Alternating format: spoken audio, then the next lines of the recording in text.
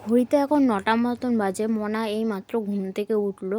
ঘুম থেকে উঠেছে, ওঠার পরে আমি বিছানা গুছাতে চলে এসেছি। সকালবেলা রান্নাবান্না আমার ওদিকে কাজকর্ম সব হয়ে গেছে, শুধু বাকি ছিল বিছানা তোলা আর ঘরটা ঝাড় দেওয়া। তো মনা ঘুম থেকে ওঠার পরে বিছানাটা তুলে নিয়ে ঘরটাও ঝাড় দিয়ে দিলাম। আর শীতকালে বিছানা গুছানো প্রচুর সময় লেগে যায়। তোমরা যেটা কয়েক সেকেন্ডে দেখছো সেই কাজটা করতে আমার 1টা ঘন্টা সময় লেগে গেছে। এখন প্রায় 10:30টার মতন বাজে। আর কলপাড়ে না রোদ পড়ে না। এই সকালবেলায় 9টা থেকে 11টা পর্যন্ত রোদ থাকে, তাই এই রোদের মধ্যে আমি মনাকে স্নান করিয়ে দিই। আজকে যেহেতু দেরি হয়ে গেছে, তাই সকালবেলায় ওকে একেবারে ফ্রেশ করে স্নান করিয়ে দিয়েছি। স্নান করিয়ে ওকে খাইয়ে দিয়ে আমিও স্নান করে চলে এসেছি। তারপর ওকে নিয়ে একটু পড়াতে বসেছিলাম। আর বিকালে দেখো একটা কেক বানিয়েছিলাম, সেটারই একটা স্যাম্পেল বানিয়েছিলাম, কাপ কেক, মানে ছোটো কেক বাড়ির জন্য।